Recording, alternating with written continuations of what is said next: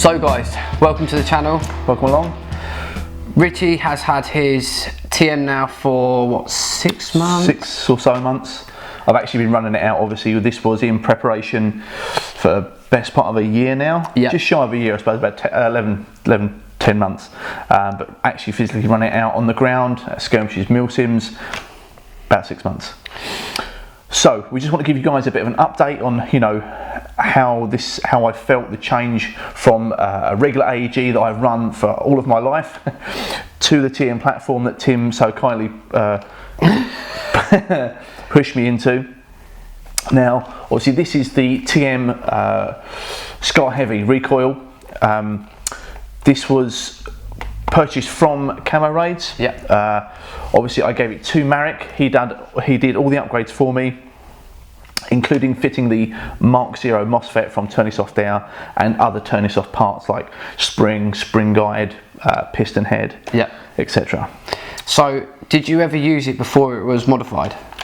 I actually didn't. Right, okay, so it's just been modified from a platform. So, other than the performance, the things that do come with the TM that you're going to get over other AEGs, bolt stop mainly, and the recoil factor, have either of them kind of made a big impact on you thinking, do you know what, my other guns haven't done that, this is something that stands out to me?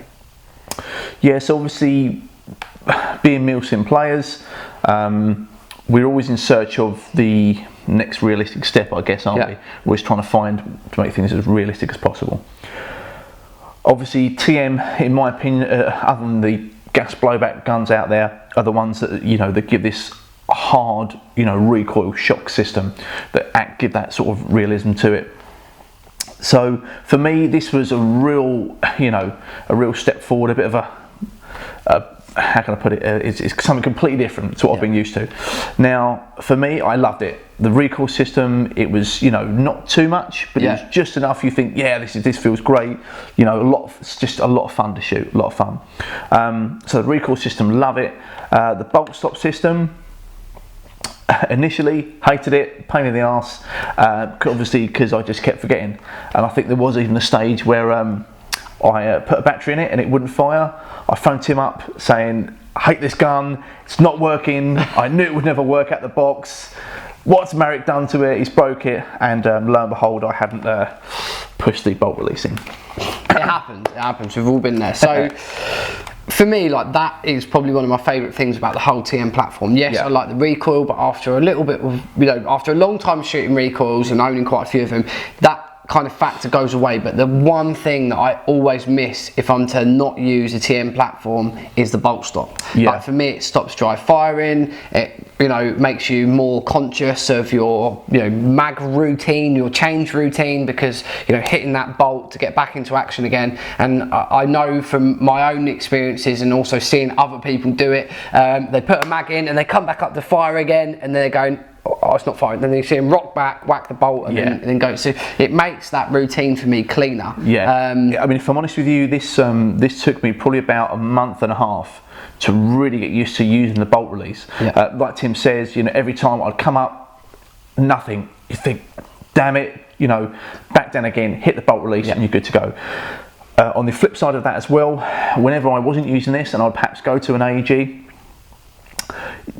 this is where this, I think, really stands out for me, in the fact that sometimes I use AEG and where mine are tricked out and sort of, you know, I've had some upgrades done to them, the rate of fire, etc., the actual gearbox rotation inside is so quick, sometimes you can't hear when it's dry firing. Some guns are quite apparent when they dry fire, some guns not so much. So what I'd find is I'd still be firing and the gun's actually dry firing, but I wouldn't realise. So there are times when, you know, age-old thing, you think you've hit someone, you actually haven't, because you're not actually firing any rounds.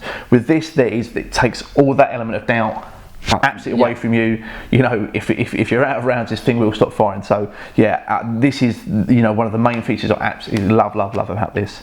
And like you just said before, it really gets you to thinking about your mag changes, how you index the mags, and once you finish indexing the mags, where the gun position is, as to where your hand, you know, with your here to, you know, come up and hit that bolt release, where it's this, whatever you need to do.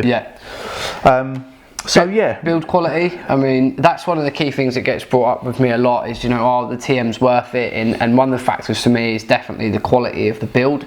Now, I know that VFC and TM are normally put quite closely together in quality. Some say VFC are better, some say TM are better, and obviously you own both. But if we put the VFC aside, because I know that's a constant comparison, when you look at standard AEGs and AEGs from other brands, do you still feel after owning this for a long time that TMs have got a better quality or more solid finish? I mean, what's your thoughts? Overall, the TM finish and quality I found is as good as, if not better than the VFC.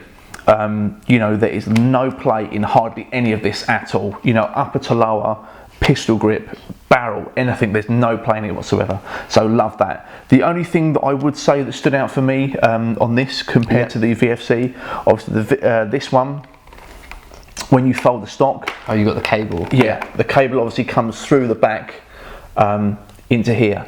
So sometimes I'm very cautious. I don't normally fold the stock on this because I'm so scared of pulling this and pulling the wires out inside. Yeah. I tend not to do it. Whereas the VFC is they use metal ring contacts here. Yeah. So there's no actual wires. You actually use the metal ring hinge as a contact. So I can fold that no problem at all.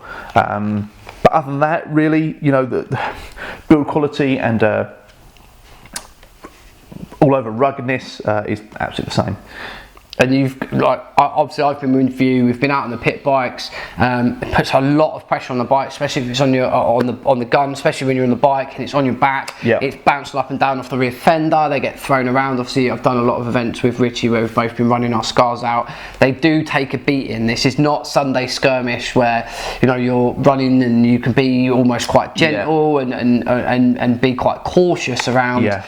You know, putting weight or using the weapon as a prop to get up or leaning against things. Obviously we've done a lot of CQB together as well, and the weapons really get hammered. If you're at the front of the stack in CQB and you're forcing through doorways and, you know, you've got a lot of brick block buildings or concrete block buildings and you're pieing doorways and you're doing a lot of movements, when you're at the front there is that kind of lack of hesitation where you just force the weapon out, and obviously the weapon can get a little bit abused. So yeah, I mean, like you're just saying, I've not taken care of this. I've not mothered it at all. It really has got treated the same as any of the rest of my rifles.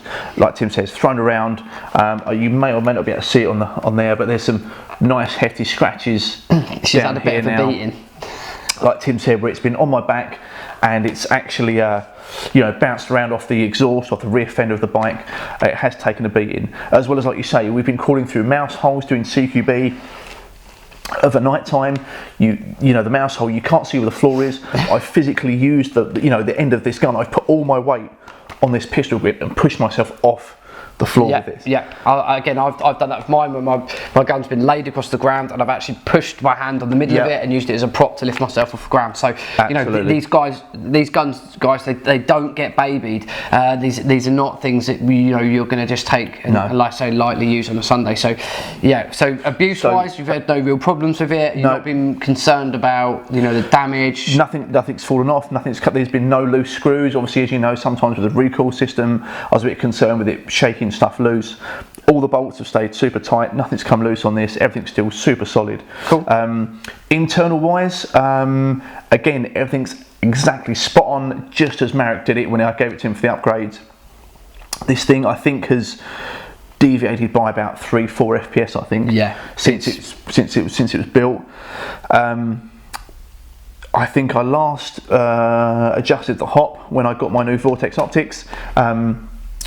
And again, this thing still shoots like an absolute laser. So nothing's changed internally with all the, this thing's been dropped. I've had it lit up somewhere, it's been dropped. So nothing's moved about internally, nothing's lost there. Yeah, super happy. I know obviously I had a few issues with the Mark Zero, not the Mark Zero MOSFET, but just some settings, and that was user error. I hadn't set the low battery voltage sensing alarm correctly. Okay.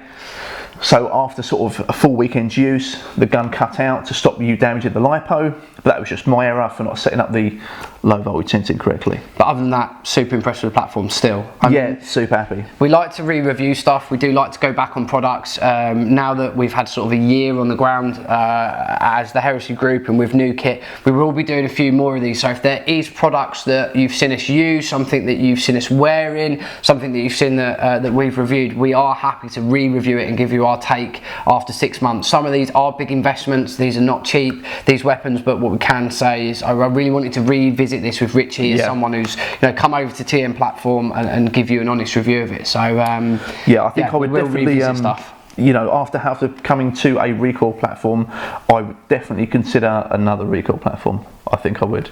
Cool. Even we spoke about the Scar L, perhaps, maybe, or the 416D. Don't know. Don't know. But an M4 platform of some description.